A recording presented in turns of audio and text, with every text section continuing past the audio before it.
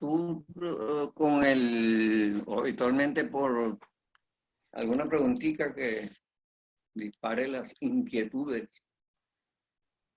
dejadas Y la idea es redondear hoy pues la supuesta felicidad que propone este caballero. Pero de todos modos, si hay alguna pregunta que dé inicio a... No, lo que pasa es que me parece que esto de la felicidad digo, la palabra es un poquito, no voy a decir equívoca, pero él está hablando más de sabiduría y, como tú decías, de estoicismo y de templanza, ¿no? Lo llama felicidad, me parece que es, no sé, la palabra es un poquito estirada, o el sentido de la palabra es un poquito estirado, no sé qué opinas tú.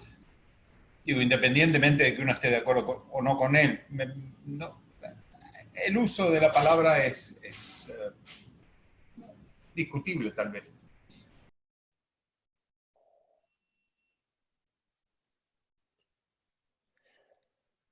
Sí, bueno, en parte él no te daría ninguna razón porque es la palabra que él utiliza y que más utiliza, ¿no? Incluso como título de algunos libros. Uno de los más famosos de él, o más conocidos, se llama La felicidad desesperadamente. O sea, es una palabra que utiliza a conciencia y que remacha, ¿no? En ese sentido, es la palabra que usa. Claro, tiene sinónimos con la palabra de sabiduría, etcétera. Ahora, es una palabra sí muy ambigua, es una de las palabras más usadas del idioma, y pasa de decir feliz año a nombrar los objetos más banales y hacer una palabra con una genética filosófica más ilustre, ¿no? Aristóteles decía que el fin de la filosofía era justamente la felicidad.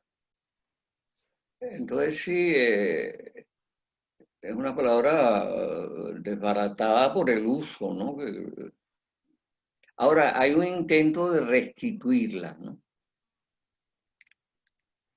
Se supone que es una obviedad que toda filosofía tiende a buscar la mejor manera de vivir para los hombres o la manera más armónica de vivir para los hombres. Ahora, estas tendencias actuales, vamos a decir, de la felicidad, pretenden un sentido un poco más práctico de la filosofía, ¿no? Es verdad que la filosofía viene de periodos muy herméticos, Primero la filosofía, la última gran filosofía tradicional, digamos que es el existencialismo, que es una filosofía en general profundamente trágica, correspondiente a un siglo particularmente trágico, el siglo de las dos guerras mundiales, etcétera, el holocausto y cosas parecidas. Y luego es sustituido por una especie de cientificismo filosófico llamado posmodernismo, cuya figura quizás más egregia sea Foucault, más celebrada, etcétera, que es un intento como de hacer una especie de ciencia estricta de la sociedad. Pues. Es básicamente un estructuralismo. La, la sociedad y el hombre son en el fondo estructuras, ¿verdad? Que funcionan y se mueven a través de la historia, pero el hombre no tiene mucho lugar allí. Se hablaba abiertamente de la muerte del hombre. Es decir, el hombre como sujeto, el hombre como individuo, el hombre como libre albedrío, etcétera, habría desaparecido. Qué sé yo, pues Lacan dice, nosotros no hablamos, somos hablados, es decir, una especie de lenguaje inconsciente que se expresa a través de nosotros. Althusser, que fue una forma un poco extrema de marxismo y muy difundida y muy celebrada, etcétera, muy influyente no solo en la filosofía, sino en las ciencias sociales. Bueno, llega a decir que la historia no tiene ni sujetos ni fines, no la hace nadie ni va hacia ningún lado. Son formas estructurales en que se mezclan las variables sociales que van evolucionando. Bueno, esta filosofía, yo diría algo humilde, pues pretende volver a una cierta tradición. Esa tradición, bueno, tiene algunos nombres: la filosofía helenística, básicamente Epicuro, los estoicos, luego, digamos, Spinoza, lo que podríamos llamar el ensayismo filosófico, que es un tipo de filosofía no escrita en lenguaje muy herméticos y específicos y construidos ad hoc para realidades muy peculiares, que sin duda llevó en algún momento a un hermetismo muy grande. La filosofía, pues, no salía de los recintos académicos y de los especialistas, etc. Entonces, es una filosofía que quiere venderse en el mejor sentido de la palabra, bueno, a lo mejor también en el peor, pero quiere venderse como lo que hacía Sócrates en Grecia, pues como una guía para vivir. Y bueno, parten de una obviedad, que otra cosa puede ser la filosofía, que otra utilidad puede tener la filosofía, sino enseñarnos a vivir un poco mejor, o un poco más armónicamente, un poco más serenamente, en un mundo dificultoso, en una especie muy dificultosa, muy conflictiva, muy depredadora, muy contradictoria, etcétera. Enseñarle, ¿verdad?, racionalmente, cómo encontrar caminos hacia vidas más armónicas, ¿no? Esto, bueno, es un intento que yo creo que no es nada despreciable, pues si queremos hacer una filosofía que de verdad ayude a la especie humana. Sí, sí, digamos, la última metafísica es de verdad incomprensible. Leer El ser y la nada de Sartre o leer El ser y tiempo de Heidegger son tareas yo diría, un decenio. Filosofía sumamente hermética, sumamente especializada, con léxicos muy minuciosamente elaborados para expresar de realidades muy complejas y cuya expansión, a pesar de que algunos de estos filósofos como Sartre tuvo una inmensa influencia, quizás pocos filósofos la han tenido en tales dimensiones mundiales, bueno, fue por razones, vamos a decir, no filosóficas, es decir, porque llegó a hablar de cuánta cosa había en este mundo, ¿verdad? Y a sentar cátedra en las cosas más diversas y sobre todo en la política. Pero bueno, esta es una idea que yo diría que es novedosa y que busca esto, es decir, cómo pensar. O sea, la filosofía es un pensar que debe conducir a un vivir. Pero las dos cosas son necesarias, no se trata de encontrar fórmulas mágicas que nos hagan más o menos felices, ¿verdad? Él en algún texto, no sé si en este o en otro, habla de que de repente hay una pastilla que pudiera producirnos, de suyo la ha habido, ¿verdad? O ha sido vendida como tal, que nos produzca un bienestar bastante grande. Él dice, aún si era Prozac, ¿no?, que se vendía como ¿cómo se llama? La píldora de la felicidad, del bienestar, etc. Bueno, a pesar de que eso haya, necesitaríamos filosofía en el sentido de encontrar cuáles son los caminos que conducen a, cuáles son los caminos racionales que conducen a. Es decir, estamos plagados, estamos infestados, estamos abrumados de ilusiones, ¿verdad? De venta de ilusiones. Bueno, habría que encontrar un camino estricto, ¿verdad? Que se adaptase a las pautas racionales que nos llevara un día a ese estadio, ¿verdad? Que sería una felicidad filosófica, por decirlo así, o sustentada filosóficamente, o sustentada racionalmente, ¿verdad? Eso es un poco la idea de...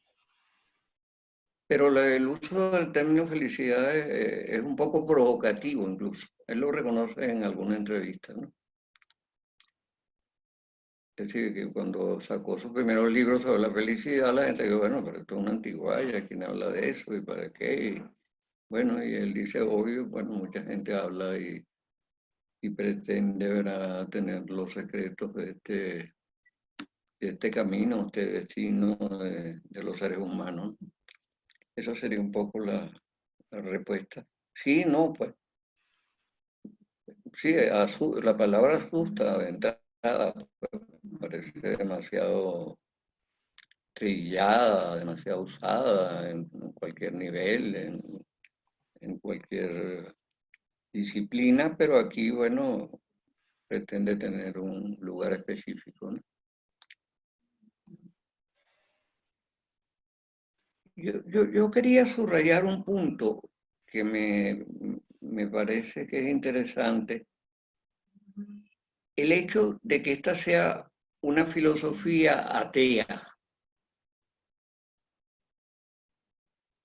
Es decir, pareciera que el ateísmo, ¿verdad?, en una lectura inmediata y no seguramente falsa, trunca la posibilidad de la felicidad del hombre.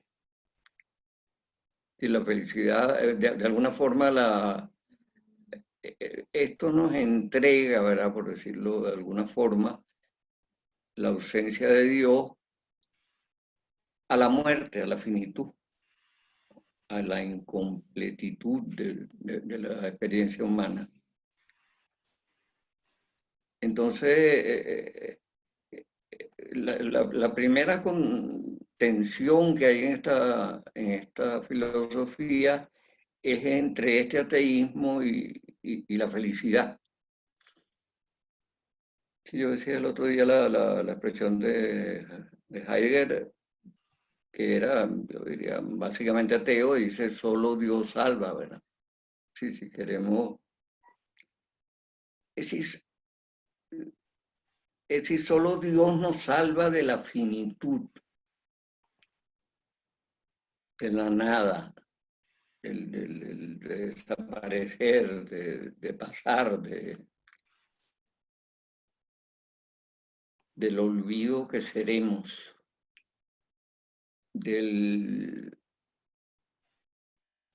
sí, de la imposibilidad que es exactamente la muerte, si nos entrega la muerte. Entonces, ¿cómo?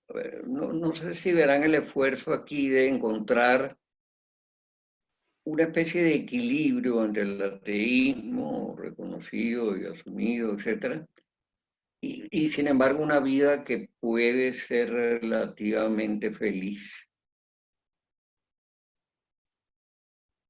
Si pareciera que la muerte de Dios conduce a la desesperación, ¿verdad?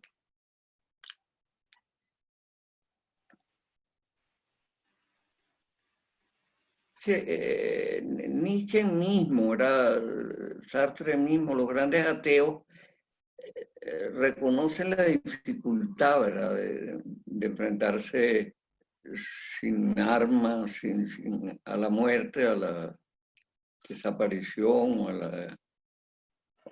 la destrucción de nuestro tiempo en la vida. Y sin embargo, aquí encontramos una especie de búsqueda de una calma intermedia, ya no absoluta, ya no definitiva, etcétera, ¿no? Yo soy de los que piensa que la religión no terminará nunca, ¿verdad? La religión, a pesar de sus inmensos errores, de sus desfases, como suele suceder en la actualidad con las costumbres, con los estilos de vida circulantes, puede que los hombres vivan cada vez menos de acuerdo a la perspectiva religiosa, pero siempre hay una especie de atadura última que es la muerte, ¿no? Ahora aquí hemos visto cómo se ha tratado de encontrar un equilibrio, ¿verdad? Que sí, no venceremos la muerte, pero podemos atenuarla, ¿verdad? Podemos vivir la vida con un cierto grado de felicidad sin que esto lo impida la muerte.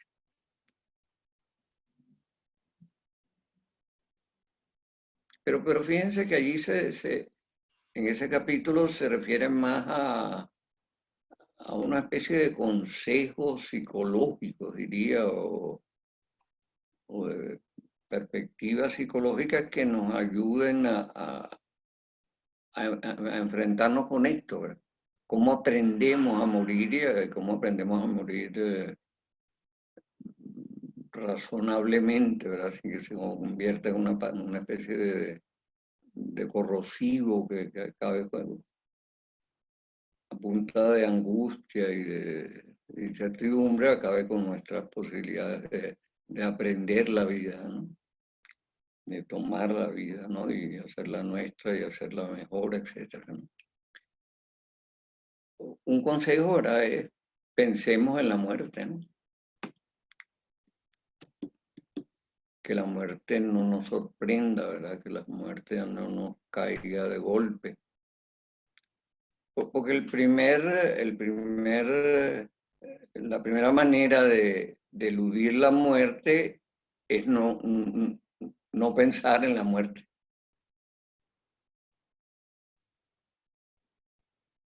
Recuerdo que Simón de Beauvoir dice en el texto, creo que un texto que publicó ella y que no se republicó más nunca porque, bueno, creo que envejeció muchos datos psicológicos, etc. Sobre la vejez, que es ella dice, en los Estados Unidos la palabra muerte ha sido prohibida, pues, de suyo, no se usa. Es decir, por ejemplo, ni siquiera en los obituarios se utiliza la palabra muerte. Es decir, se dice ya no está entre nosotros, fulano se fue a una mejor vida, bueno, terminó su tiempo entre nosotros, pero la palabra muerte es una palabra demasiado agresiva para ser utilizada habitualmente, ¿no? Entonces una opción es no pensar en la muerte, ¿no? Por ejemplo, ¿no? Y es muy frecuente, ¿verdad? No, sobre todo en los jóvenes, ¿verdad? No pensar en la muerte hasta que está cerca y cobra, digamos, caracteres cada vez más aterrantes. Bueno, el consejo de Montaigne es todo lo contrario. Pensemos en la muerte, ¿no? Estudiemos a la muerte, ¿verdad? Tratemos de entender que vamos a morir, que es un destino ineluctable, etcétera. Y eso produce una forma de atenuación del sentimiento de temor. Recuérdense que hay una especie de vínculo muy constante en casi todos los niveles, en casi todas las contradicciones y problemas que hemos visto, que es que la verdad, alivia. Yo decía que era muy psicoanalítico esto, ¿no? Nosotros nos curamos cuando logramos decirnos nuestra verdad. Mientras la reprimamos, mientras la ocultemos, mientras la disfracemos, vamos a estar enfermos. Vamos a ser sintomáticos.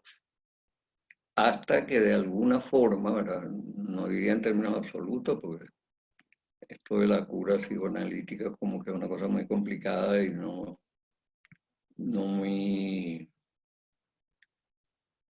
clara, ¿verdad? Pero en todo caso, Roland Barthes usa la palabra control, ¿verdad?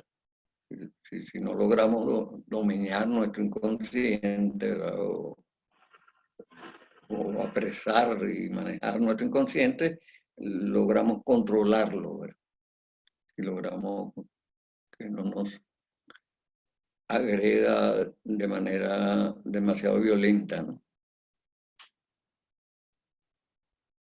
O sea, yo me he psicoanalizado y creo que lo único que uno aprende es que, por ejemplo, los factores angustiantes inmediatos, se da uno cuenta que no son la verdadera causa de la angustia y que un cierto conocimiento de mi interioridad, de mis estructuras, etcétera, sabe que eso está moviendo, despertando, agitando, combinándose con cosas seguramente más antiguas y que ese miedo mío de hoy tiene mucho que ver, digamos, con otras experiencias muy anteriores. Entonces, eso me permite torear un poco, ¿verdad?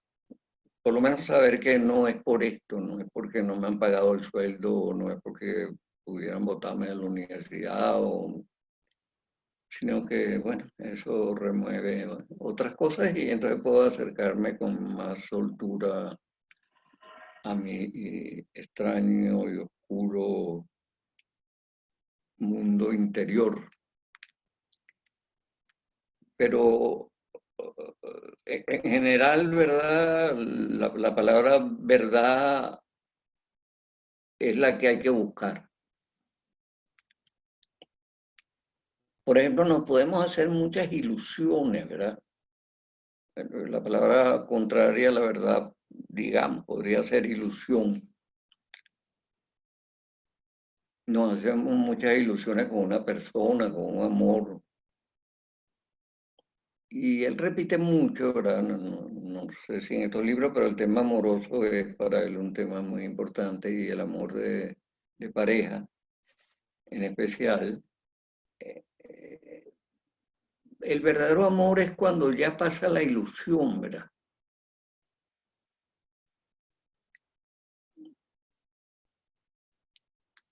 Dos seres que se enamoran hacen mucho teatro, hacen mucho espectáculo, ¿verdad?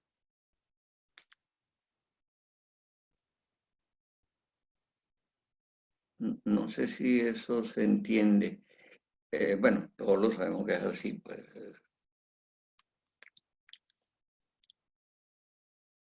Que si vendemos mucha imagen, el Señor es el campeón de todas las hazañas y de todas las virtudes y todas las acciones heroicas, etc. Y la dama pues también tiene sus roles y sus virtudes y sus formas de seducción. Bueno, eso para él no es el verdadero amor. El verdadero amor es justamente lo contrario, cuando esas ilusiones, ¿verdad? Se están acabando, se acaban, porque con el tiempo se acaban, algunas se muestran falsas, algunas se muestran reiterativas, algunas dejan de interesar, etc. Y llega un momento que nos encontramos de verdad, sí, de verdad en el sentido de que somos quienes somos y ya no vendemos, pues, no hacemos el espectáculo, ¿no? Uno vendemos el espectáculo, ¿no? Hay un testigo de Sartre muy raro, ¿no? Que él dice que la relación humana por excelencia, ¿verdad? es entre un hombre y una mujer que no se quieren acostar, que no quieren hacer el amor. Las relaciones entre los hombres, ¿verdad? Son sumamente, bueno, estamos hablando de una época, etcétera, ¿no? Que no creo que haya variado tanto, pero bueno, en todo caso sí ha variado algo. Pero los hombres tienden a jugar roles muy sociales, ¿verdad?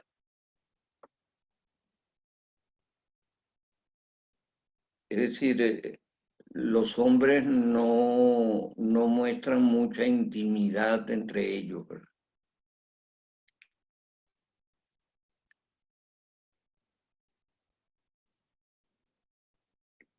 Un hombre y una mujer que están enamorados es una relación bastante falseada por el deseo de conquistar, ¿verdad? Por el deseo de deslumbrar, por el deseo de seducir, entonces es bastante inauténtica también.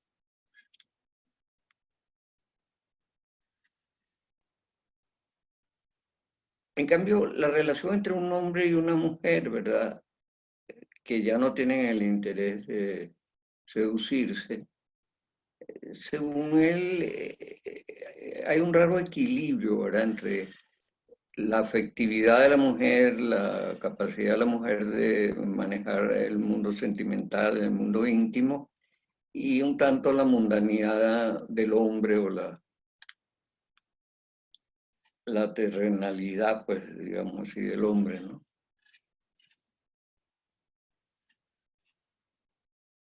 En general se dice, por ejemplo, en el siglo XIX, la sentimentalidad, por ejemplo, la novela, está siempre en la mujer, nunca en el hombre.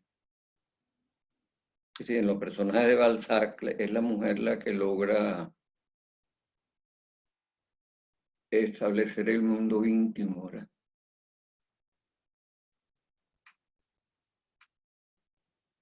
No sé si esto se entiende, ¿no?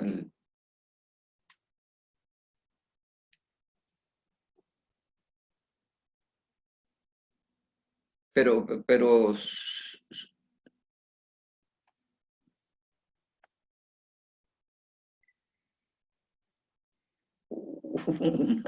una cosa que voy a contar.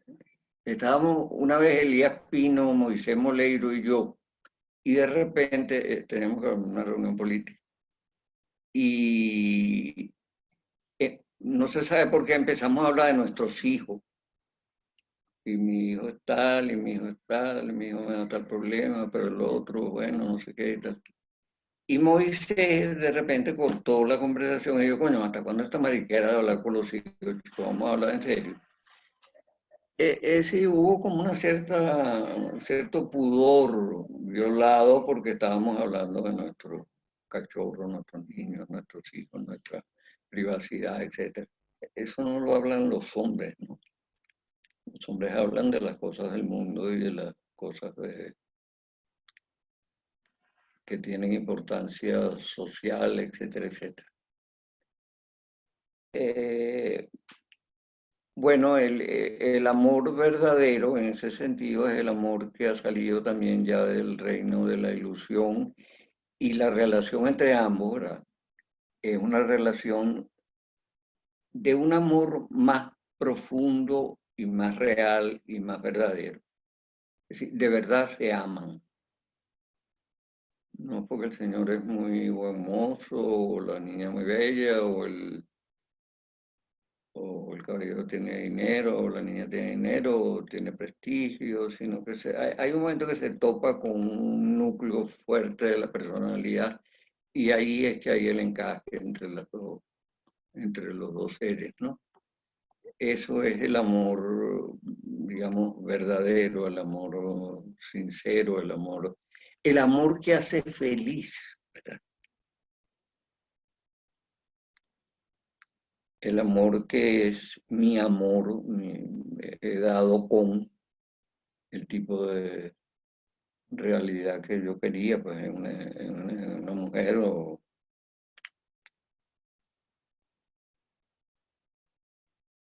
Bueno, entonces, en general, digamos, la felicidad está uno del lado de la verdad.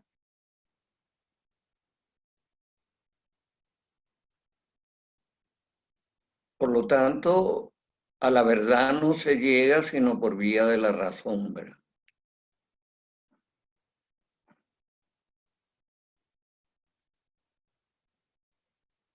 Y en segundo lugar, habíamos señalado mucho que esto de la felicidad tiene, en este caso de este autor, lo curioso, ¿verdad?, de que la felicidad es absolutamente individual.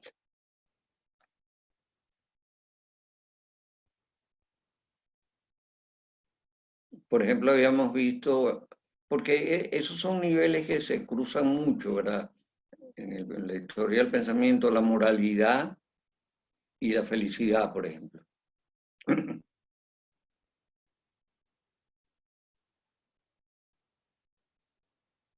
La moral no me hace feliz.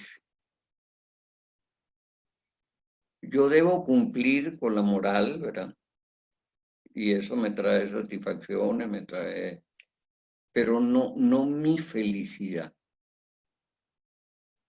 Es decir, yo cumplo ahí en la moral como una especie de, la palabra que él usa, como de respeto a la dignidad de la especie, ¿verdad? De nuevo aquí el problema del ateísmo, ¿verdad? En el caso de la moral cristiana, ¿verdad? O la moral religiosa en general, yo soy moral porque tengo un premio y tengo un castigo a mi acción, ¿verdad? O es pecado, o es virtud, merece el reconocimiento de Dios, o el repudio de Dios, o el castigo de Dios. Aquí no, ¿verdad? Aquí si Dios no existe, ¿verdad? La frase de Dostoyevsky que sirve de referencia, todo está permitido. Bueno, en realidad todo está permitido en el sentido de que todo depende de mi libertad. O sea, hay moralidad cuando yo acepto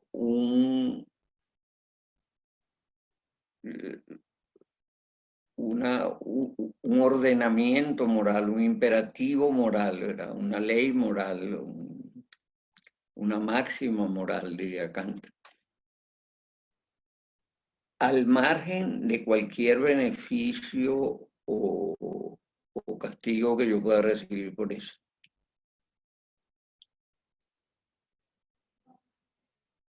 Aún en el caso religioso,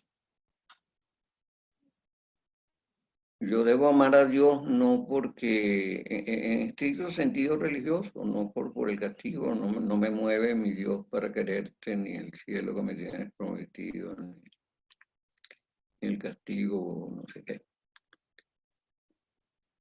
Entonces,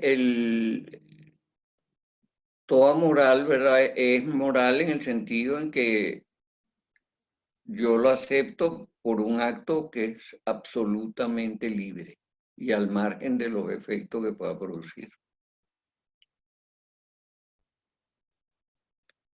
Porque la única razón por qué hacerlo, ¿verdad? Si me pudiera producir un beneficio o robar y ser corrupto como ciertos tipejos que nosotros conocemos, salen en la prensa todos los días. ¿Por qué no coger eso y convertirlos en cosas placenteras, etcétera? Bueno, porque yo creo que el hombre puede ser una cosa digna. Y si no al carajo, ¿para qué vamos a hacer hombre? ¿Para qué vamos a hacer esfuerzos por que las cosas salgan mejor, porque las cosas salgan más humanas, menos crueles, etcétera, etcétera? Bueno, para que haya humanidad, ¿verdad? Tiene que haber moralidad. Entonces, solo por eso yo hago acciones morales, ¿verdad? Yo no debo mentir, mentir es muy cómodo, ¿verdad? A veces es muy bueno y hay mentiras muy leves, ¿verdad? Pecados muy geniales, mentiras de conveniencia, ah, que son, yo creo que todos mentimos un poco en ese sentido, pues nos excusamos con cosas que no son verdad, etc.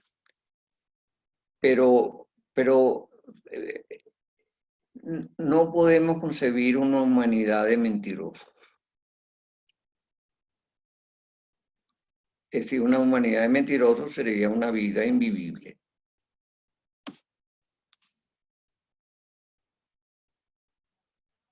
Si yo le pregunto a alguien dónde queda la calle tal y bueno, pues el hombre se equivoque, puede incluso que me mienta, pues me tome el pelo, pero en principio hay como una dosis alta de credibilidad en la relación interhumana.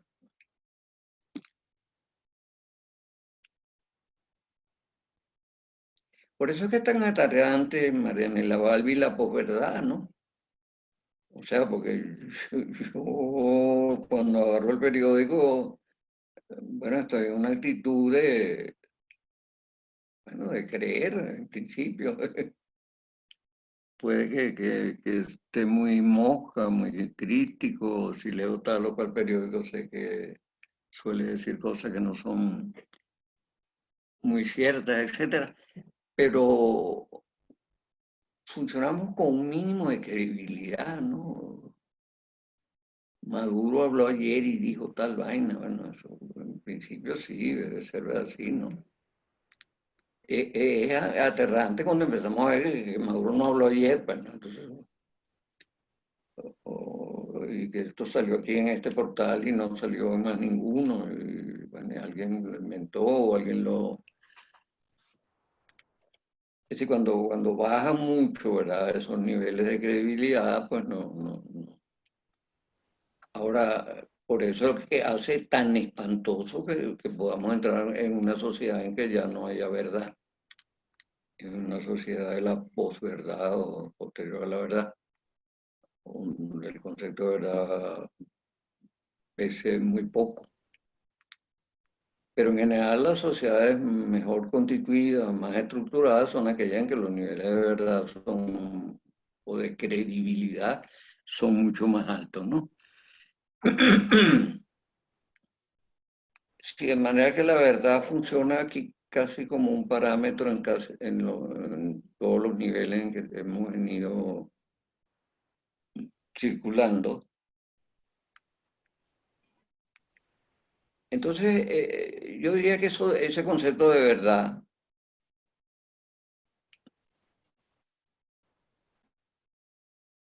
es decir, de ver las cosas tal como son entre ellos, nosotros mismos y nuestros más cercanos allegados, es parte de la verdad, de la felicidad, o el camino hacia la felicidad.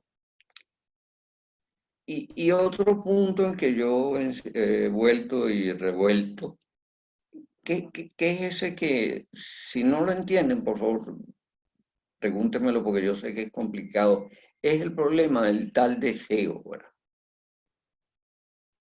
Sé por algún otro curso que he dado sobre este autor, que el problema del deseo nos termina por comprender. Sobre todo un punto exacto. Es decir, yo deseo cosas que no tengo.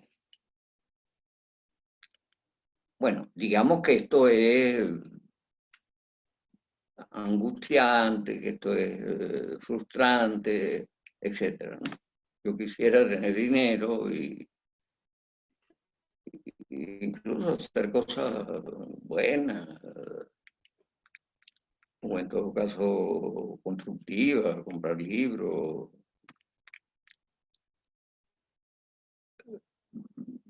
bueno, ayudar a otros, etcétera.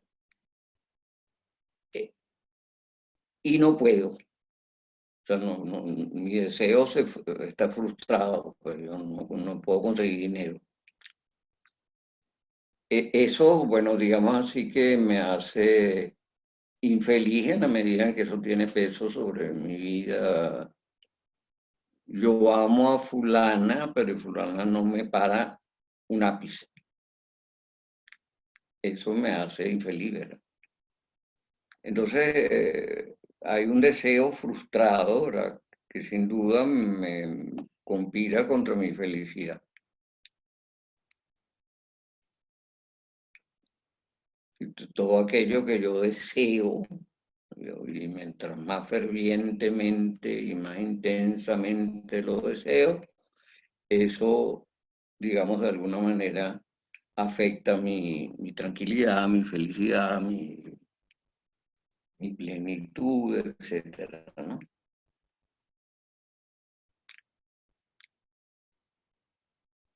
Woody Allen lo dice una frase que está ahí en el libro, anótalo ahí, Héctor Roncari, qué feliz fuera si yo fuera feliz.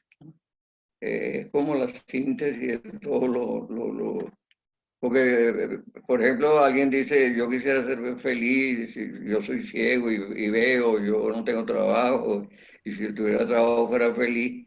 Bueno, al fin y al cabo nos damos cuenta que el que tiene trabajo no es feliz, ni el que ve tampoco es feliz, porque todos fuéramos muy felices, al menos los aquí presentes.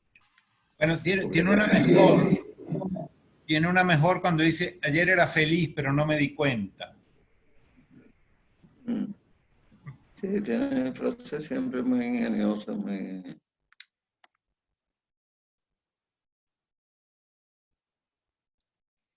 Bien, usted vieron ese Charlie Brown que yo considero que es una cosa genial, que están ellos dos pescando y el amiguito le dice, ¿tú te has dado cuenta que algún día nos vamos a morir? Y el tipo le dice, sí, por supuesto, pero no importa porque hay otros días, ¿no? También creo que es una cosa así súper sabia, dicha por Charlie Brown. Y en caso de Woody Allen hay frases muy agudas, ¿verdad?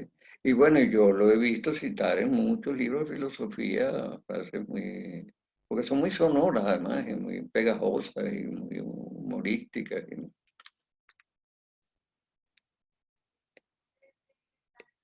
Entonces, bueno, por ese deseo, ¿verdad? Frustrado, hasta ahí no tenemos mayor problema, ¿verdad? El hombre que sea cosa y no tiene, que es pobre, quisiera tener algo de plata para llevar a sus hijos a vacaciones y no puede, etcétera. Todas estas cosas las entendemos como muy claras.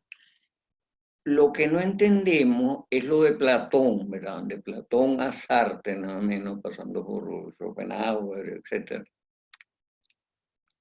Bernard Shaw y toda una serie de señores sumamente inteligentes, es que cuando poseemos aquello que deseamos y no tenemos, ¿verdad? Ahí el deseo se muere. Claro, entendemos lógicamente esta frase. Yo deseo comer y me voy al restaurante de lujo porque tengo suficiente dinero y bueno, me voy a dar el gran gusto de mi vida comiendo cosas que me gustan mucho. Eso lo entendí. Pero una vez que como, ¿verdad? Ya el deseo ha desaparecido. Según estos señores, entonces uno pasaría de la angustia de querer lo que no tiene al aburrimiento o a la frustración pues, o al fastidio de tener lo que tiene. Eso obviamente hay algo de sentido común. Los psicólogos conductistas hablan mucho de saturación. Si, por ejemplo, caramba, yo necesito dinero y bueno, pero lo consigo, y al rato ya ese no es el problema. Me acostumbré a tener dinero, me acostumbré a satisfacer ciertas cosas, entonces como que, por ejemplo, necesitara mucho más dinero para entonces entrar al country club o poder ser una figura ya sea internacional y así sucesivamente, etc. O sea que hay niveles como de ansiedad y a niveles de saturación una vez que se posee lo que se ha ansiado previamente. Algo de esto tiene que ver con lo que señalamos, ¿no? No es lo mismo la pasión inicial de los amantes al conocerse y al entregarse por primeras veces a los 20 años posteriores o a 20 años después. Ahí esa pasión habrá pues no desaparecido necesariamente, pero sí habrá perdido mucho de su fragor y de su ansia y su pasión. De manera tal que el, esa es la dialéctica que haría, la mala dialéctica del deseo, el deseo poseído, ya deseo muerto, deseo, etcétera, la pequeña muerte, el hambre saciada, etcétera, ¿no? Entonces ese péndulo, ¿verdad?, entre la angustia y el aburrimiento. Mario, creo. Sí, sí.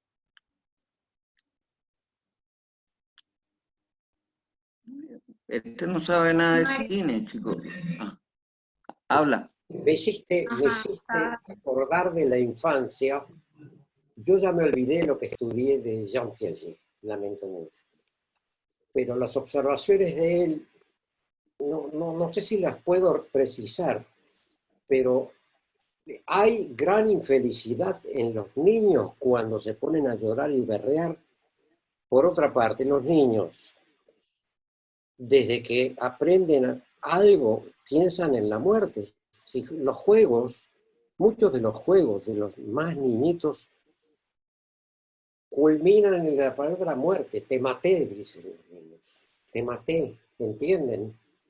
Pero además, los niños, cuando se sienten a llorar, es brutal. A mí me impresiona muchísimo.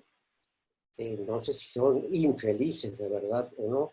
¿Podrías analizar ese problema pues, de por qué entonces?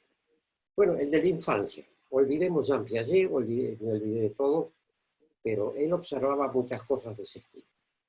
Corto. El tema te parece más de la televisión, ¿no? Los vaqueros. Y los muchas peliculitas de guerra, sí, en la televisión. Alguien sacó una vez el número, no sé si Mariana se acuerda, que un muchacho de 9 años norteamericano habría visto ya a esa altura, no sé, miles de muertos, ¿no?, en televisión. Por lo tanto, es muy probable que su sensibilidad ante la muerte sea muy, muy baja, ¿no?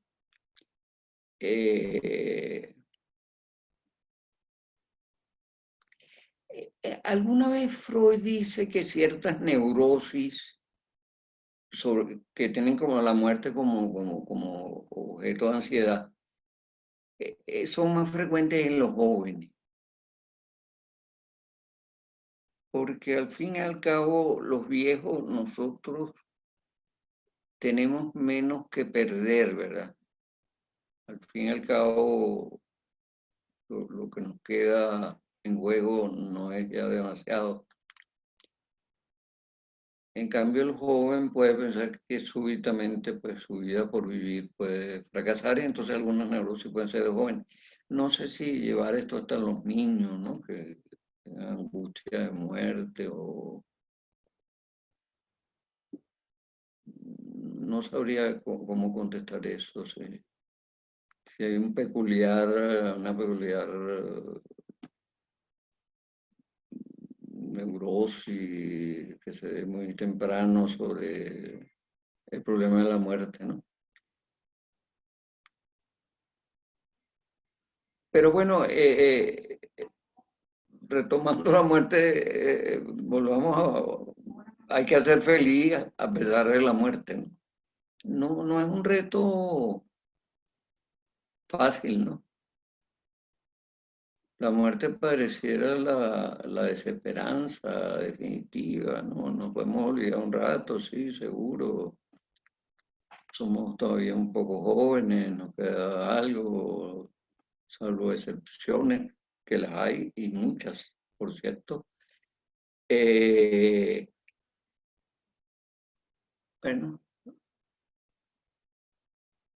esa felicidad tiene que verle la cara a la muerte también, ¿no? Enfrentar la muerte y tutearla, dice este señor Montaigne, ¿no? Así que te pasa. Yo voy a vivir y voy a vivir mi vida y bueno, algún día me llevarás, pero los años que voy a estar acá quiero que sean dignos, quiero que sean tranquilos, quiero que sean... Hay muchos sinónimos que él usa ahí de felicidad, ¿no? La tranquilidad, el reposo espiritual, es una felicidad un poco estoica y un poco, no sé, la palabra burguesa cabría también, ¿no? Eh,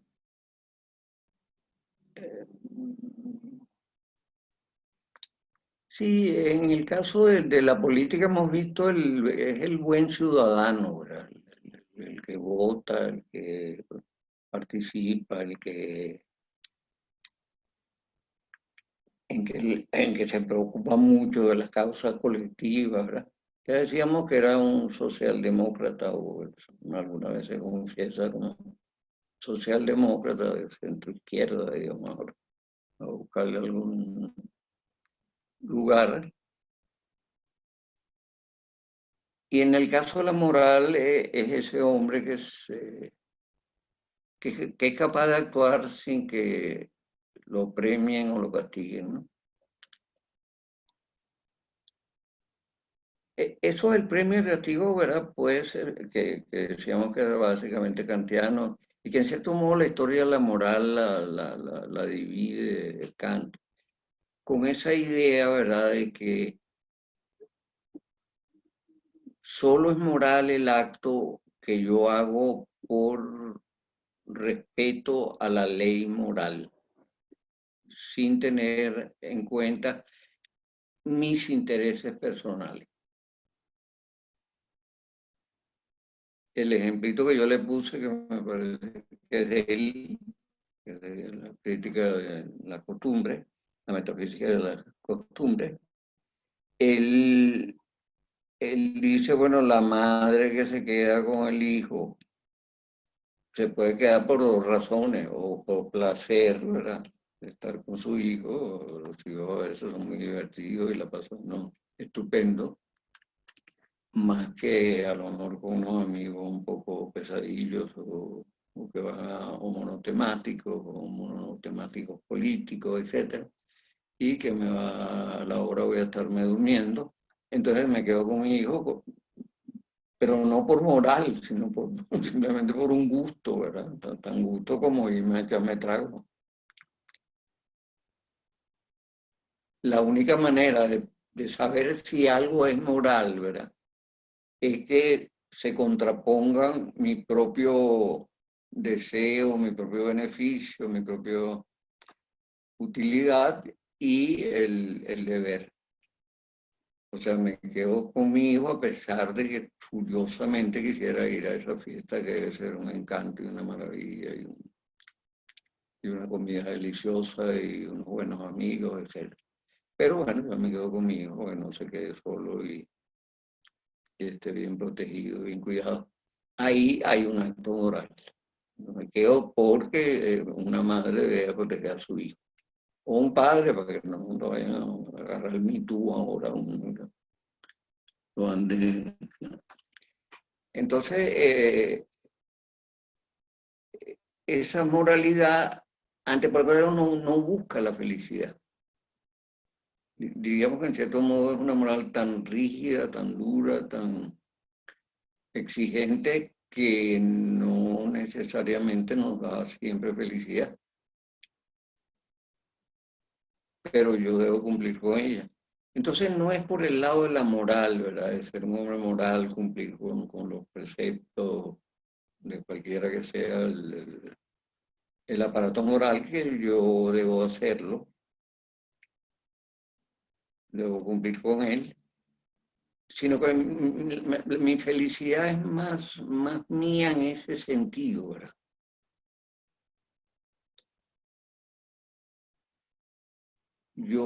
Nadie puede conseguir por mí mi propio amor. Nadie puede concebir por mí el camino que me lleva a un encuentro real con mi amor. O sea, las dos frases contrarias serían, fíjense, hay una que él utiliza allí, toda pasión, ¿verdad? O sea, todo deseo obviamente conduce al fracaso, conduce al dolor, ¿verdad? O sea, no hay amores, no hay grandes amores, sino amores desgraciados. Entonces el señor se pega detrás de la dama que nunca le paró, o que si le paró también se fue con otro y volvió. Entonces vive en un estado de angustia, de falsa posesión, de posesión interrumpida, etcétera, y se queda pegado a esa pasión, vamos a decir que malsana. Ese es un modelo, el modelo es la pareja. Puede haber pareja feliz. No solamente el deseo cuando conduce a la pasión duradera, pero terrible, pero desgraciada, el amor fatal, sino que podría haber amores plácidos, pero amores retributivos, en que yo quiero a mi amada y mi amada me quiere porque los dos nos damos amor, los dos nos damos alegría, los dos nos damos compañía, los dos nos hacemos bien, etcétera, etcétera. Eso existe y eso es la felicidad. En el caso de la pareja, digamos, amorosa, que es una instancia importante del suicidio, etcétera. Entonces, ese deseo, ¿verdad? Que en Platón y sus milenarios sucesores aparece siempre como un deseo que una vez concluido se desaparece, ¿verdad?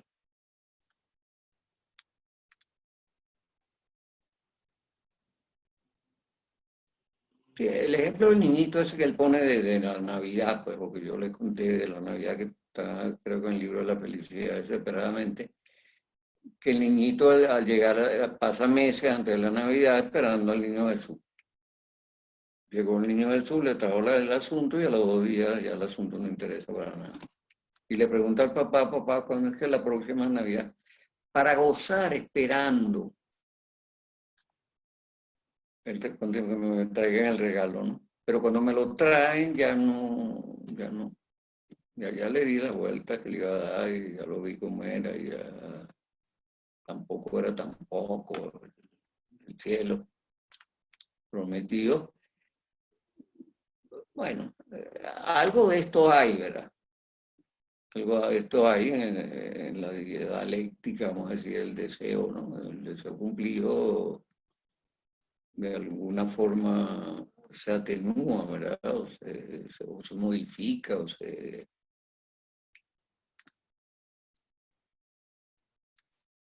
y quizás su forma más intensa es el deseo no cumplido, ¿no?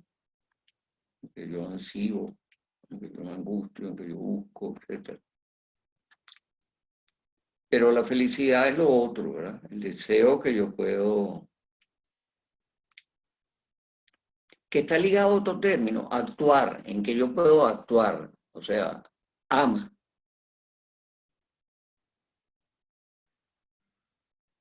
Y yo el ejemplo no sé si está que él dice, bueno, por ejemplo, yo voy caminando por una zona muy cálida y digo, caramba, si pudiera tomarme un refresco, una cerveza, me estoy asando.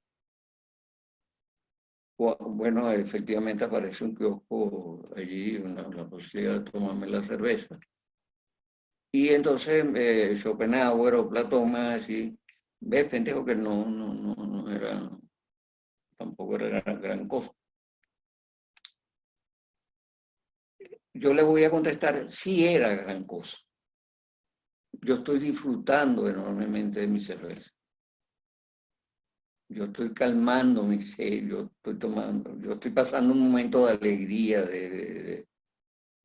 yo estoy gozando mi deseo. Entonces, sí puedo gozar el deseo y no, pues, no ser platónico, ni sartreano, ni schopenhaueriano.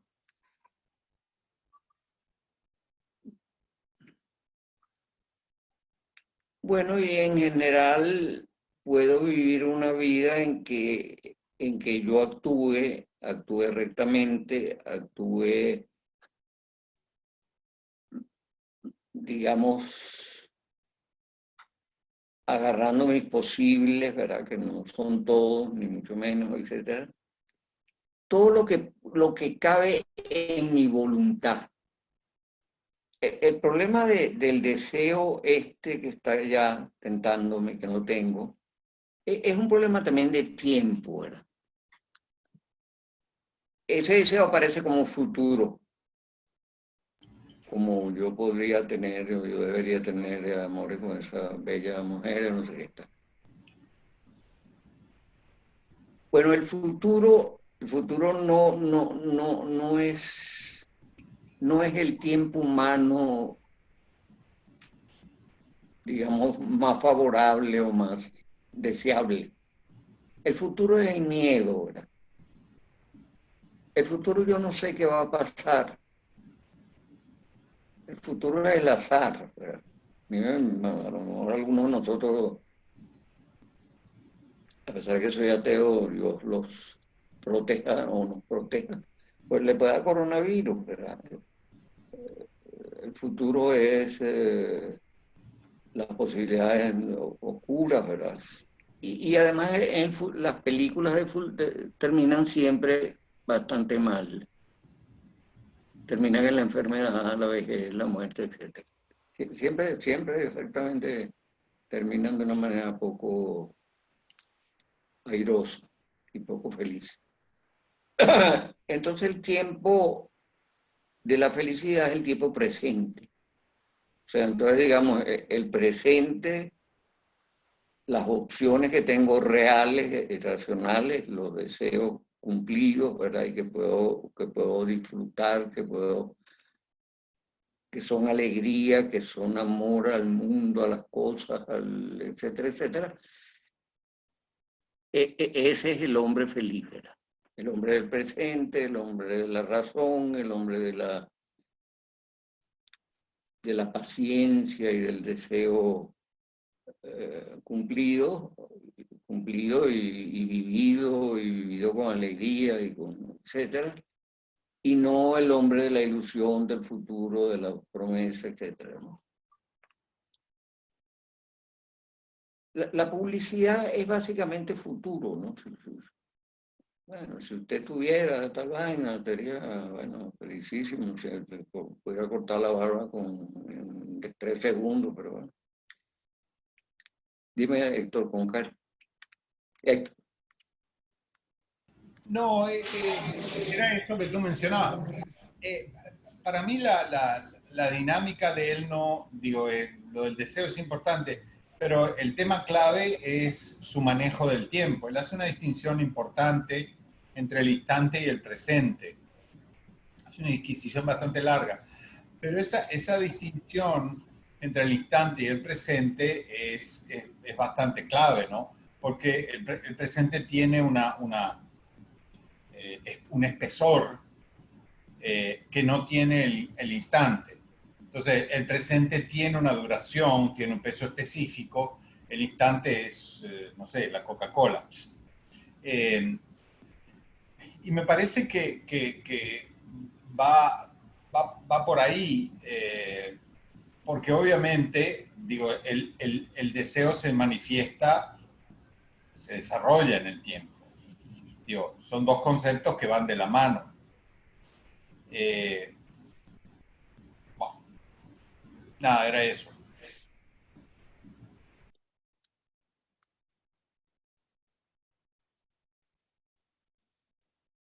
Sí, sí, él tiene una pequeña teoría del tiempo.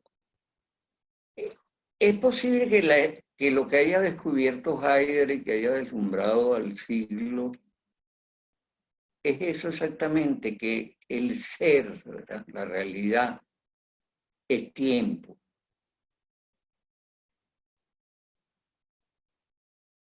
Es decir, que son todo lo que pensamos en realidad está estructurado sobre el tiempo.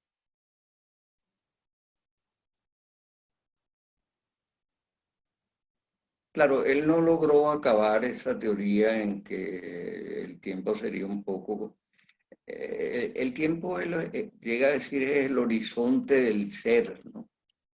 Es decir, todo lo que pensamos es temporal, está estructurado temporalmente, ¿no?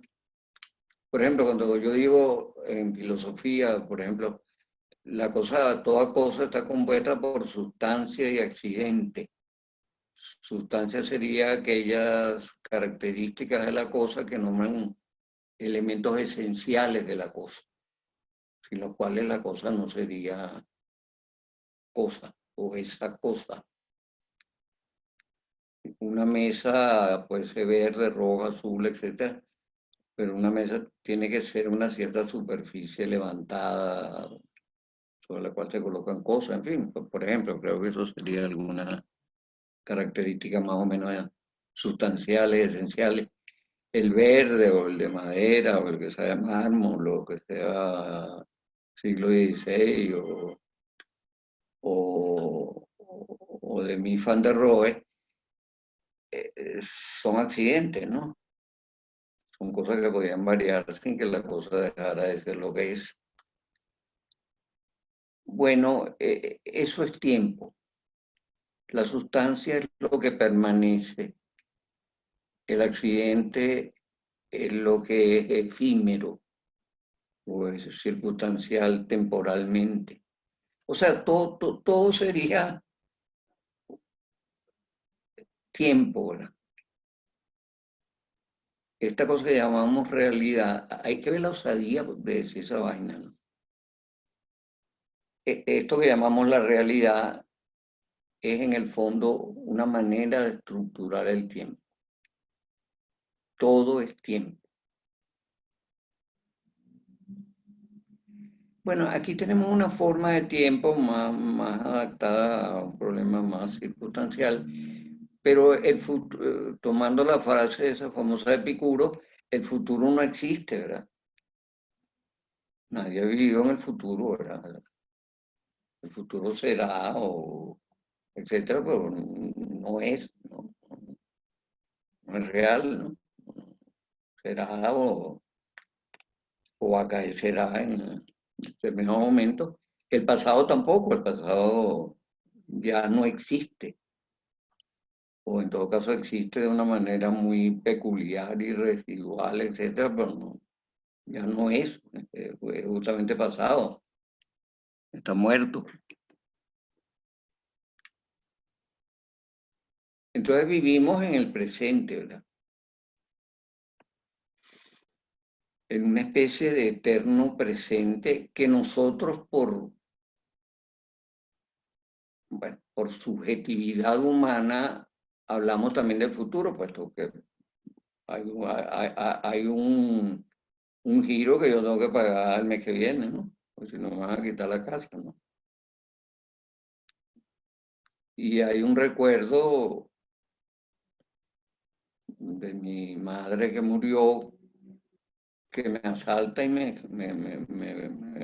bueno, me jode, y me pone triste, nostálgico, etcétera.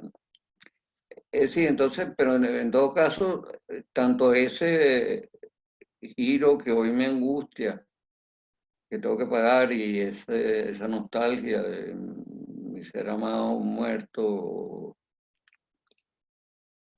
o mi remordimiento de algún pecado juvenil, eh, son vividos también en el presente, son también presentes, ¿no?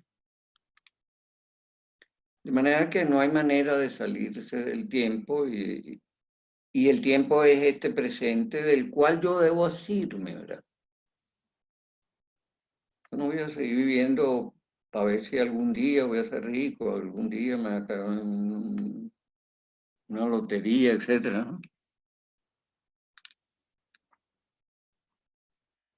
Yo soy este presente sobre el cual puedo actuar y voy a actuar. Lo cual indica que no es que yo tengo que aceptar pasivamente todo lo que la vida me ha puesto delante, y el río de la vida pues, ha dejado ahí en mi conuco, sino que eso lo manejo yo, y yo puedo manejarlo revolucionariamente y tratar de transformar ese presente que no me gusta, pero que me parece injusto, que me parece, etcétera. De manera que actuar moralmente, actuar para mi felicidad es sobre aquello que yo puedo actuar, aquello sobre lo cual mi voluntad puede ejercerse.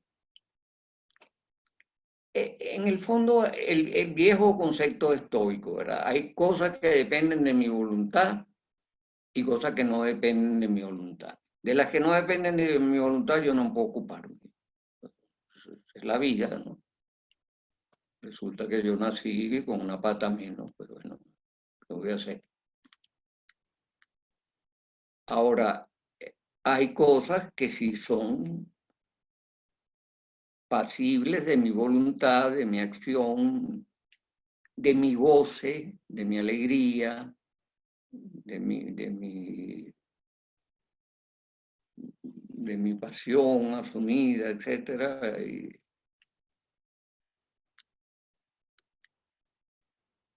eso sería feliz. Por eso yo digo severa, porque no es que yo puedo manejar la vida.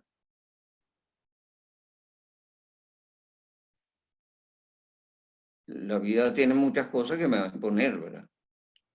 Muy desagradable, ¿verdad?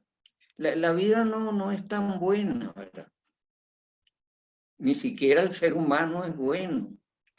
Él mismo lo dice, ¿verdad? No sé si ahí, bueno, siempre con unos libros con otros, pero él llega a decir, yo no tengo muy buena opinión del ser humano.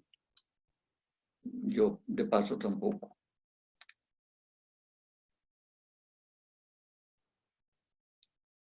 Ha escrito la Divina Comedia, pero hay que ver las atrocidades que ha hecho, ¿no?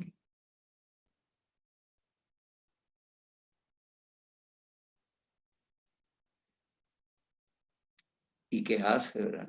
Y que sigue haciendo y que seguirá haciendo. Probablemente si Freud tiene razón en el sentido de que hay una compulsión de muerte y destrucción en el hombre, ¿no? Tan esencial al hombre como la compulsión amorosa, vital, etcétera.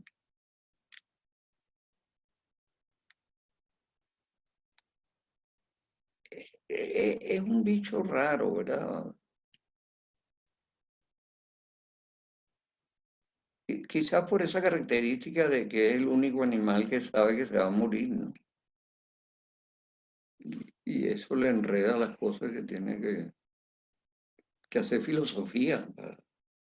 Los otros no hacen filosofía, hasta nuevo aviso.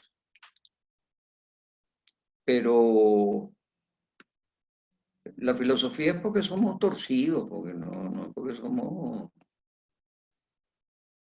que bastaría dejarnos llevar a nuestros instintos y a nuestros impulsos más elementales para ser felices. No. El hombre es un animal feroz, depredador, lobo, como ustedes quieran, ¿verdad? Y que tiene que dominarse y que tiene que aprender a cómo vivir sabiamente, ¿verdad? Tiene que aprender filosóficamente esta sabiduría de la vida, ¿no? Que no viene, que no la venden en botica, ¿no? Y entonces esta sabiduría pasa un poco por saber cómo movernos, cómo manejar nuestro aparato deseante, nuestro tiempo, etcétera, ¿no?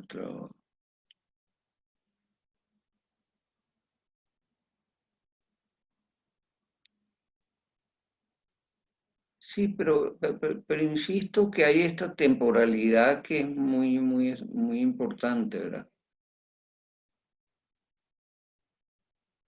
Fíjense la bellísima interpretación que hace este muchacho,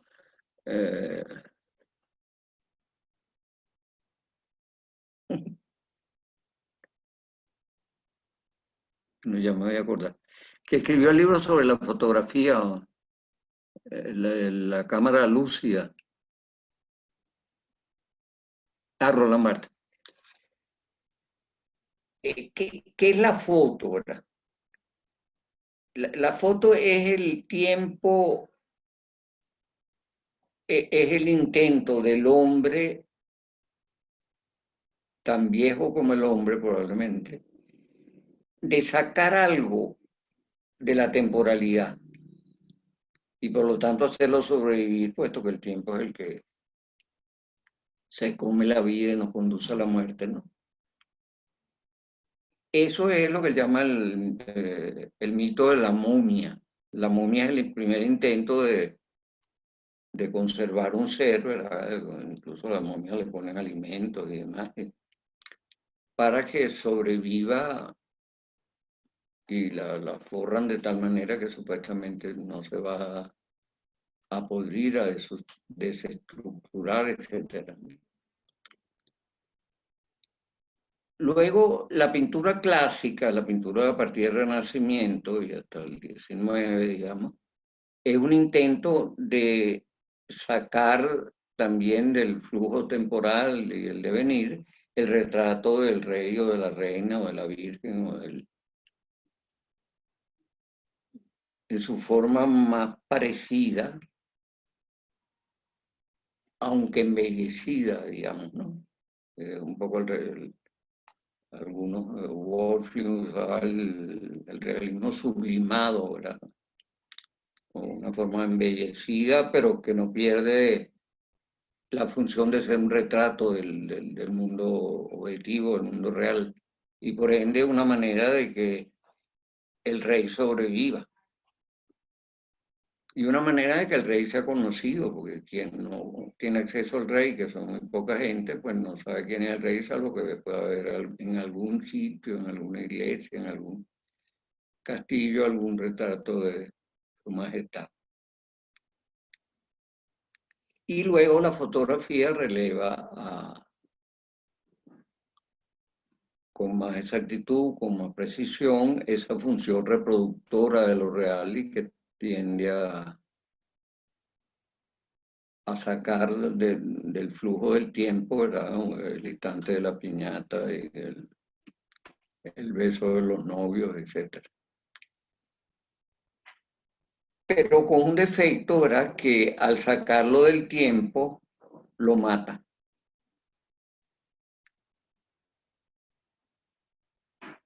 puesto que todo vive en el tiempo, ¿no? Entonces, es una especie de trampa eludir el tiempo sacando esa imagen que ya no estará ya movida y removida en el curso del tiempo, pero que en el fondo un cadáver. Lo hemos matado. Es por esto que incluso, como dice Barthes, toda foto la vemos con un poco de tristeza, ¿verdad? Y sobre todo las fotos muy antiguas, las fotos muy amarillentas ya por el tiempo. Es eso lo que ya ha sido y no es ya. Y los fotógrafos, cuando uno les echa este cuento, se ponen furiosos. Por el contrario, la foto es lo que hace vivir cosas y lo sostiene y tal. No, la foto mata. Es una captación que le quita ese oxígeno de la vida que es el tiempo, ¿no? Bueno, eso quizás muestra mejor que nada cómo la estructura vital es absolutamente temporal, ¿no?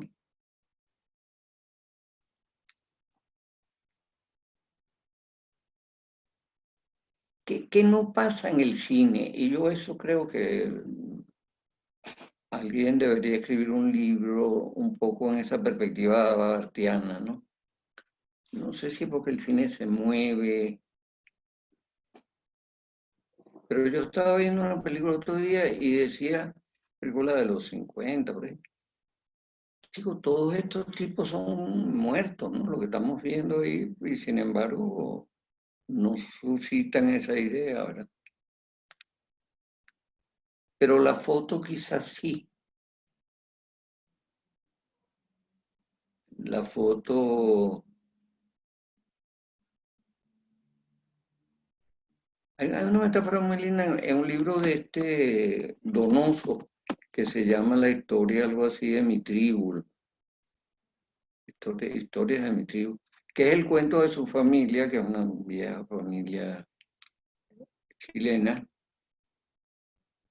Y hay una foto, ¿verdad?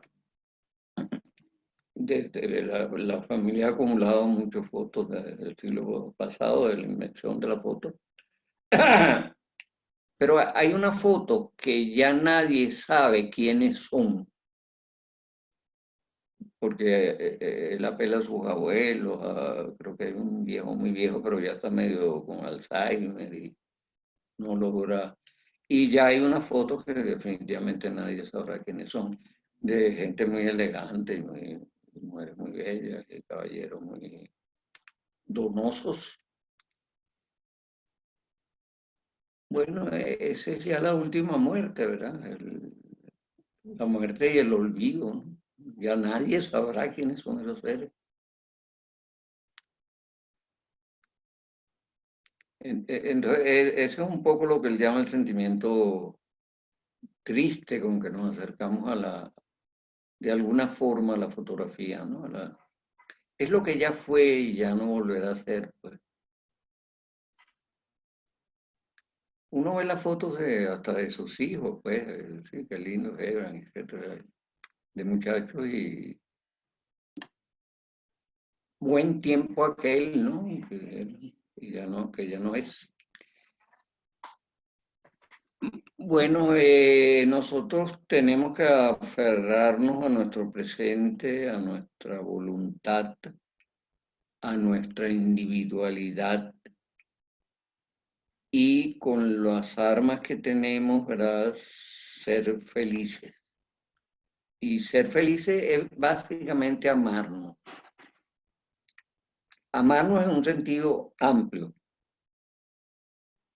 Yo diría en el sentido freudiano del alivio, amar en el sentido de estar bien con. de que yo eso lo necesito, de que eso me da y yo le doy. Bueno, eso sería un poco el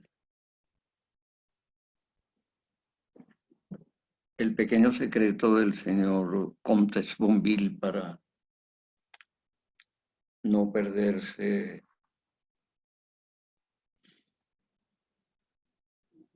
Preguntas.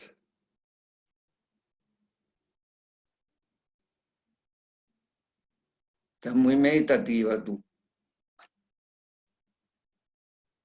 Ah, dale. Carlos. Sí, tenía una pregunta.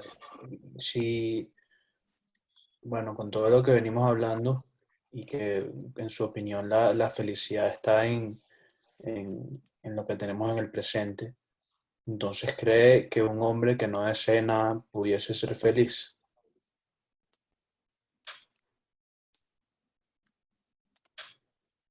No sería un psicótico depresivo. O sea, no tendría vínculo con el mundo. O sea, no le interesa nada, ni él mismo. Eso es lo que llama Freud la psicosis de depresión, ¿no? Sí, nada lo mueve. Uno ama el fútbol, uno ama el gol, otro ama tu mujer, tus hijos, el país, el paisaje, el mar. Ese señor que no ama a nadie no vive. Pero digamos, Recuerdo el a mi amor, amigo, o el amor que está proponiendo en ese escenario no sería un amor más, sí, que se refería el autor al amor de las cosas que ya tenemos.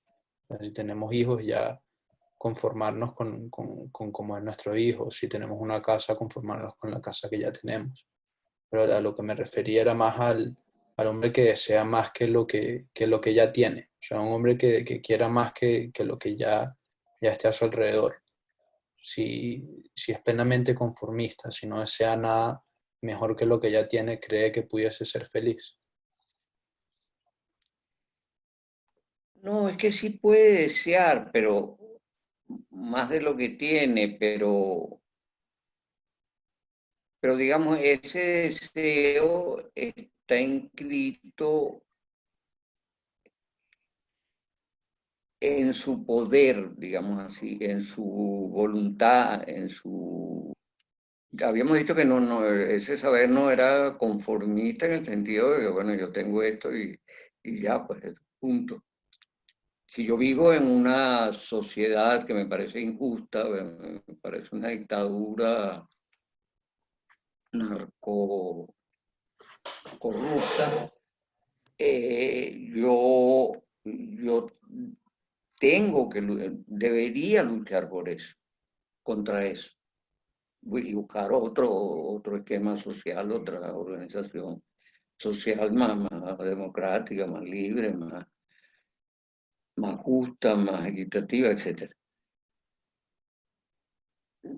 No es contrario a eso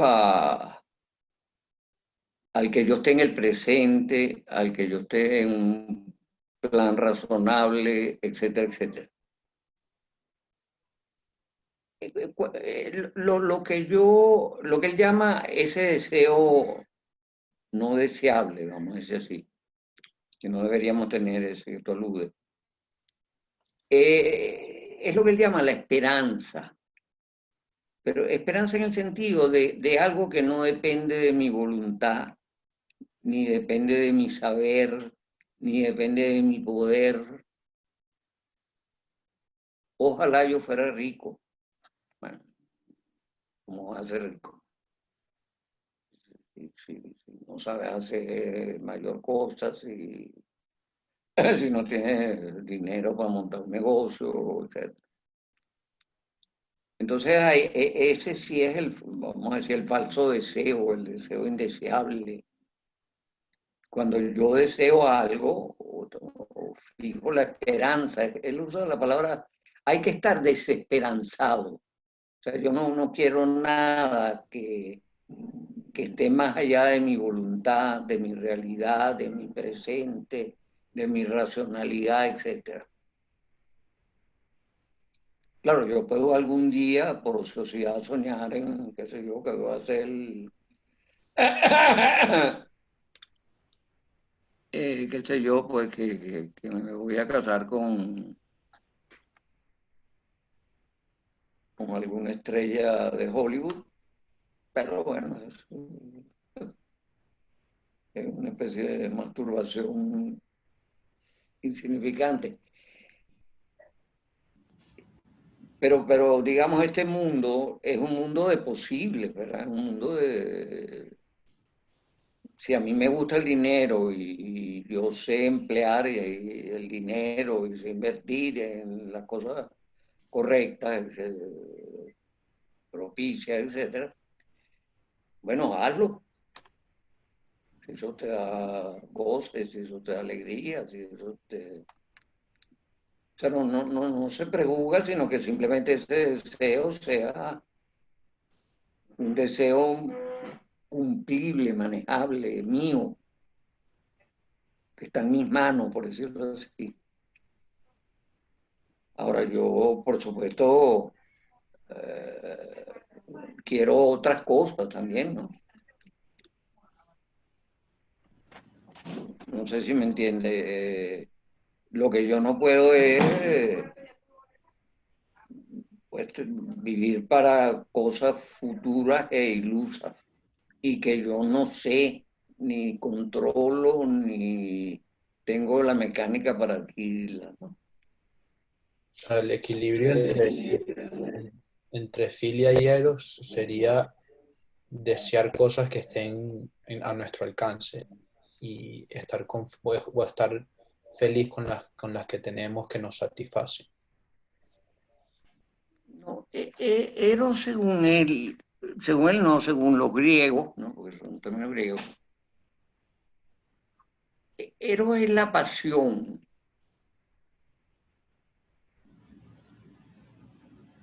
Ahora, filia es el amor 20 años después.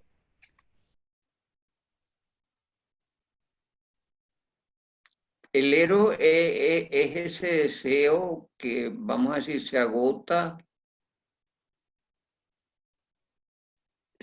pronto, si se quiere, ¿no? Si yo fuera el hombre más feliz y me acostara con fulana, pero resulta que fulana no, sí, además de acostarse, además de ser muy bella, resulta que es muy limitada cerebralmente y a los 3 meses no sabemos ya de qué hablaban, ni, en fin, o es neurótica, o es fastidiosa, etc. Posiblemente en la filía, ¿verdad? Ya Eros ha pasado a un cierto lugar más supeditado, más subordinado, pero otras virtudes, vamos a decir así, o otras cualidades del uno y del otro han encontrado anclaje en el uno y en el otro. Y por eso esa pues, es feliz, por eso no se divorcia. Y por eso cuando pasa la pava por la esquina, el tipo dice, pues no. O sea, esto que yo tengo aquí vale mucho, lo amo, ella me da mucho y yo le doy mucho. Y no quiero arriesgarlo. Entonces, a mí me huele que él es monógamo. No lo dice exactamente, pero sí. Pero no sé si me entiende, ¿verdad? La pasión es candente, brutal, destructiva, puede llevar a la locura, puede llevar a la muerte, etcétera, ¿no?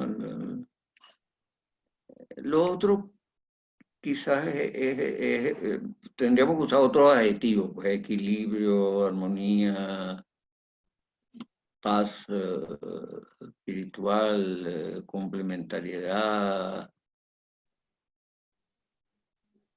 Pero los grandes amores, ¿verdad? Muchas veces son pasiones desbordadas, locas, que terminan en el crimen, en los celos desaforados, en la pasión carnal, sí, sí, sí, ardiente. Lo otro pareciera filía, es algo que tiene que ver con eros, pero también tiene que ver con amistad. O sea, lo que se llama amistad marital, que es una amistad muy peculiar porque yo con mis amigos varones no me acuesto, ¿no? Eso abre espacios de comprensión corporal mutua, etcétera, que, que complementa el vínculo, ¿no? Y lo enriquece y lo hace amable y deseable, etcétera, ¿no? A lo mejor es que tú todavía estás muy joven, pero no te das cuenta que, coño, que un matrimonio de 30 años hay que darle, ¿no? Me imagino. Tú, con Cari, Mariela tenía algo. Mariela también. preguntaba. Bueno, yo tenía algo, pero tú tenías algo antes. Ajá. No, dos cosas. Mario pregunta si tú eres monógamos. No vale No, utilizar otro. lo que pasa es que este tema del deseo, hay un concepto que él se lo saltea y no me termina de cerrar, y ese concepto de valor. Es decir, el pensar que el deseo es tan restrictivo y tan puntual que yo, qué sé yo, tengo hambre, me como un bistec y digo, estoy saciado y me crea un sentimiento de vacío, digo, me parece que el horizonte va más allá. Es decir, hay una percepción de valor que está, el ejemplo es muy sencillo, pero de repente demasiado simplista, pero él o yo no lo percibí, pero la percepción de valor juega un papel muy importante en nuestras vidas. Es decir, más allá del bistec que me como, hay una percepción de que eso es alimenticio, de que eso es sabroso y de que voy a volver a tener hambre. Entonces, yo no estoy del todo cómodo con esa percepción tan restrictiva del deseo.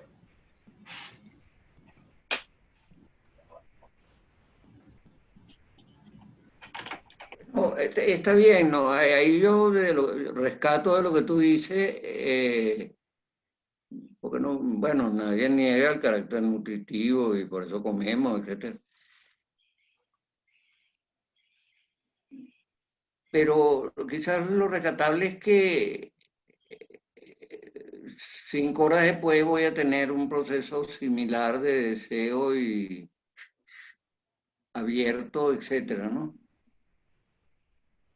Correcto, pero digo, Bueno, hay un elemento como dinámico. ese péndulo entre el ansia y el aburrimiento. Como te diría, comemos mucho, ¿no? 13 al día, coño. La pobre ama de casa saben que tienen que preparar 13 al día con un trabajo fuerte. Está bien, pero digo, ok, movámonos por un momento fuera del ámbito gastronómico. Es decir, tú lees un libro y si eres medianamente inquieto, ese libro te remite a otro y a otro y a otro. Y acumulamos listas de lectura que nunca llegamos a completar. Es una carrera de nunca acabar. Ahora, digamos, ese efecto tan dinámico es muy estimulante. Digo, señor. Yo creo que ya. Sí. lo que digo es que hay un horizonte de valor que de alguna forma está presente en el deseo. Es decir, no puedes pensar que simplemente se agota y digo, cuidado. Yo no soy, una gama Platón, chico, es Platón. Yo no. Bueno, me voy a releer el banquete, pues, pero... Es Platón y 2500 años después de la nada. Ahora, él cita ahí la frase de la nada es, yo tengo un deseo que es un proyecto que siempre fracasa. O sea, yo soy una suma de fracasos, ¿no? La carne es triste y ya me leí todos los libros, decía Mallarmé, ¿no? Es algo así. La vida tampoco es nada así, tampoco es gran cosa. Es como una especie de ficción repetida, etc. Es una versión pesimista del... pero en el caso de Ser y la Nada es la versión de la posguerra, ¿no? Es decir, bueno, la vida es una pasión inútil, ¿no? O no es inútil. Los tangueros somos los sureños, no tú. No, pues, entonces de la nada. Bueno, pues, también el tango es eso, ¿no? Es una metafísica, decía Sábato, ¿no? Bueno, es metafísica triste también, sí. Algunos huimos al Caribe. Ajá, la señora Provenzali, dale una propaganda ahí a tu exposición. Lo que pasa es que no está, no sé, Provenzali. aquí estoy, no estoy. Sí, Estoy, ¿no? Estoy. está. No sé si Mario quería decir algo, no sé. No, pero mira, ya que estamos, discúlpame, me fascinan tus lentes, Mariela Provenzali. Federico Fellini, hay una anécdota famosa que la conoce sobre lentes. No te la voy a contar, la puedes buscar. Okay. Está claro. Que contrató unos lentes más que una persona, eso es lo famoso. No, lo que yo preguntaba es lo siguiente. Entre los alemanes, que son en realidad los únicos germánicos que realmente conozco, está clarísima la diferencia entre Bekannte, que quiere decir conocido, Freund, que quiere decir amigo, y otras relaciones. Entre tuteo o no tuteo es tajante, no se refieren a Platón ni nada de eso. Es decir, hay anécdotas famosas de gente que ha viajado con conjunto de colegas estudiantes que estudiaban juntos, todos viajan kilómetros y kilómetros, y un día el venezolano o algo así dice, bueno, ya llegó el momento de tutearnos, y le contestan, no vemos ninguna razón. Entonces es tan tajante que el concepto de filía, que gracias que no lo conocí, no se aplica porque ya lo tienen. Son nórdicos, pero otros nórdicos son de tutearse todo el tiempo, como pueden ser los suecos, los holandeses, de los que yo conozco, ojo, cuidado. Entonces yo creo que ellos ya lo tienen establecido en su civilización. Y yo pienso que cuando lo poco que he leído de Heidegger, él se basa además en el idioma. Pero ya me estoy desviando. Si él no pensara en su lenguaje, que es el idioma alemán, no sería muy interesante. En español, el profesor Sambarino nos explicaba, traducido por aquel famoso, no sé, era una porquería. Después que uno lee... José Gao. José Gaos. José Caos era una cagada, la traducción esa malísima. Entonces, cuando uno aprende que es más fácil aprender alemán que aprender Heidegger. Nada más, gracias. Sí, quiero decir, los conceptos que él maneja están dentro del idioma. Y los buenos filósofos que escriben en español se quedan dentro del idioma. Por ejemplo, el español tiene varias cosas fundamentales, como el ser y el estar. Eso filosóficamente no existe en ningún otro idioma tan cercano a eso. Es mejor que el Dasein. El estar es mejor que el Dasein y el ser. Bueno, en fin, hablé demasiado. Chao. No, no.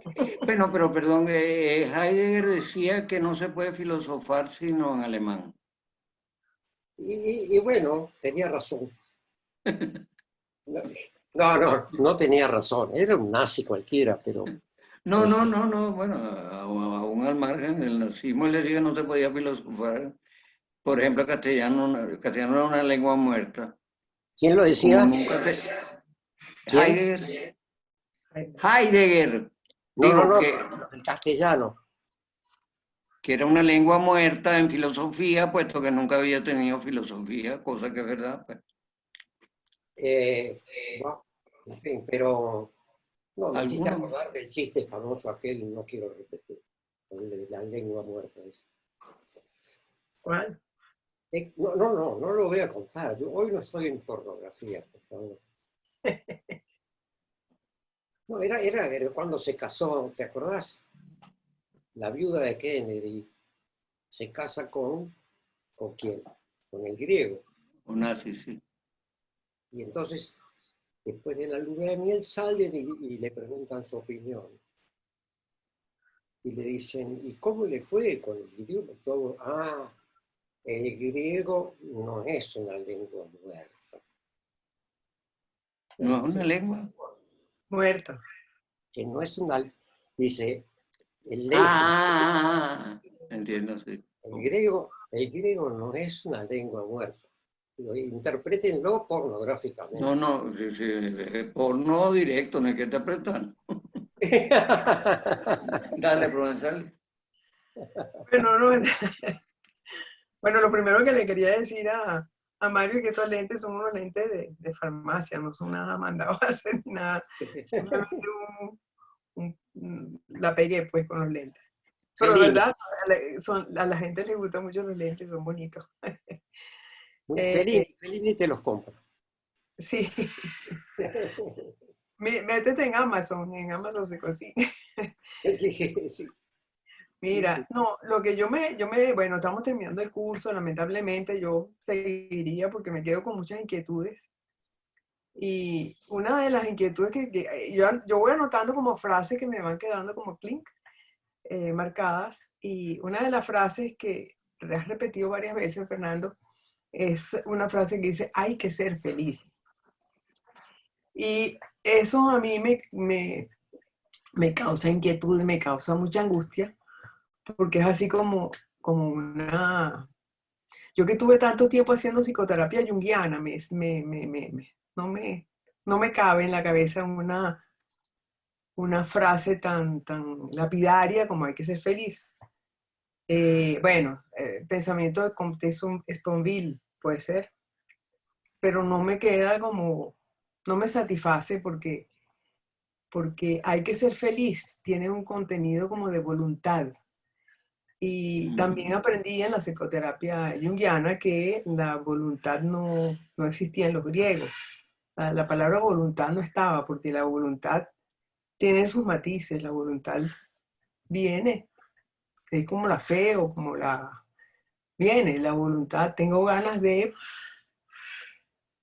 viene, no es que yo lo decido, yo no decido la voluntad, eso es una palabra como para acá.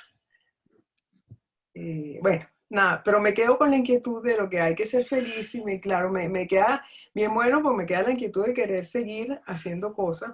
No mato el deseo de la filosofía, nada, todo lo contrario. Se me exalta un poquito el deseo de seguir investigando, pensando, buscando el saber y buscando Bueno, cómo ya para concluir, pues, como la hora, pasada hace rato. Sí. Sí, los griegos no conocen, más que la voluntad o, digamos el correlato de la voluntad, no conocen la libertad, el libre albedrío. O sea, lo que es característico del griego, bueno, eso puede polemizarse, en fin, complejizarse, pero grosso modo es la tragedia, ¿verdad?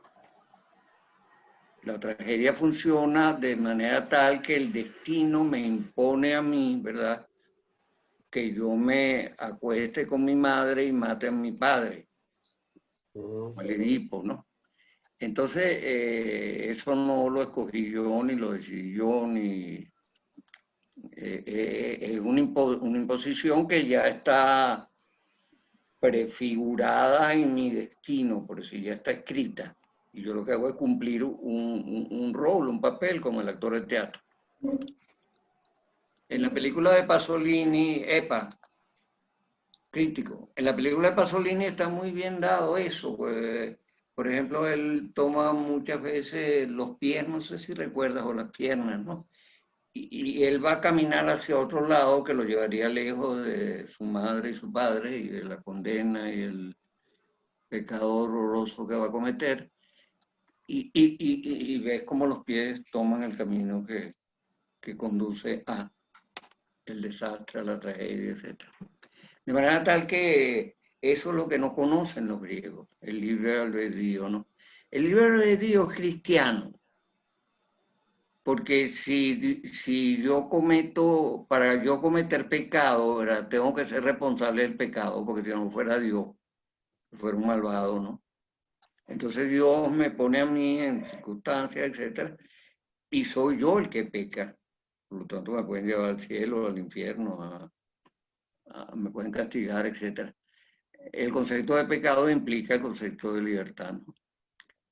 Es posible que Jung y los tales arquetipos tan fijos tengan mucho que ver con lo griego. Bueno, en suyo, en fin, toda la materia que utiliza Jung es de la mitología griega, o en parte, pues, ¿no?, es de la mitología griega, ¿no? Solamente te digo una cosa, también del fascismo, ¿no?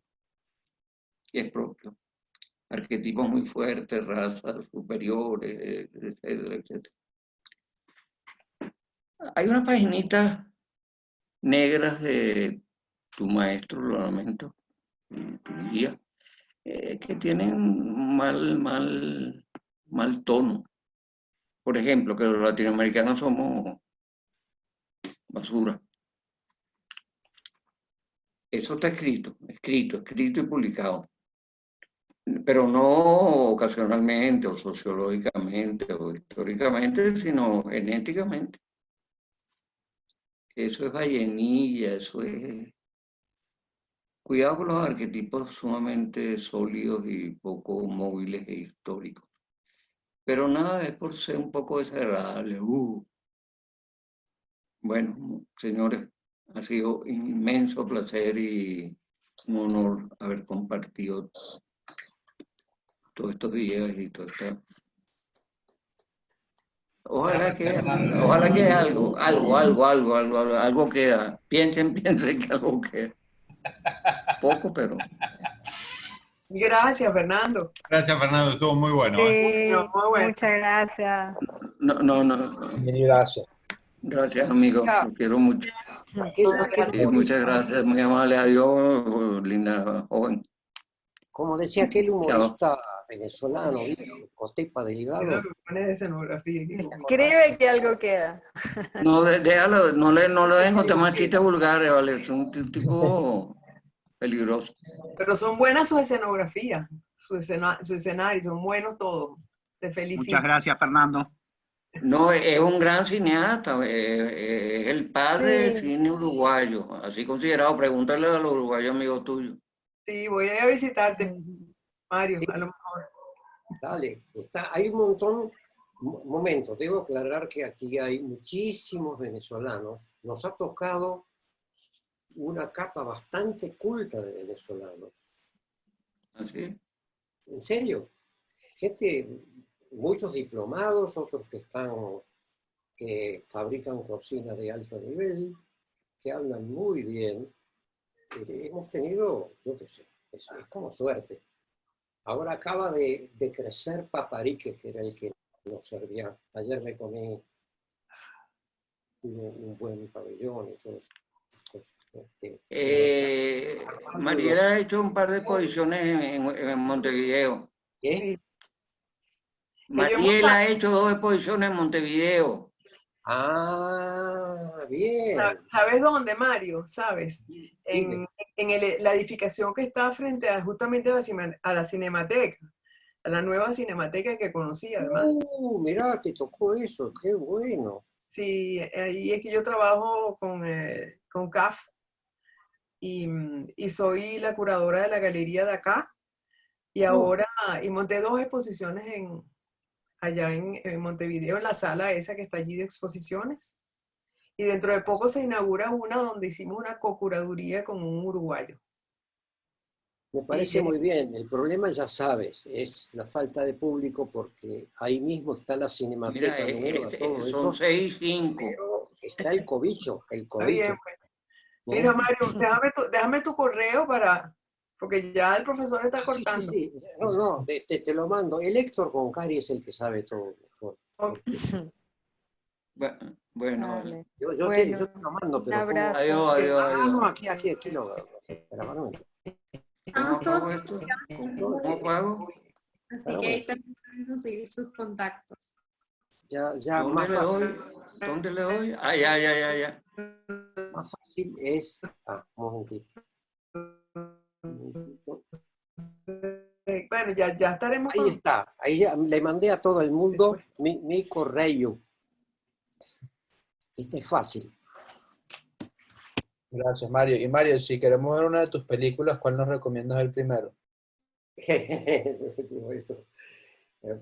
Las películas las estamos restaurando y va todo lentísimo. Pero bueno, ya van a poner en una red las 4 películas que pude hacer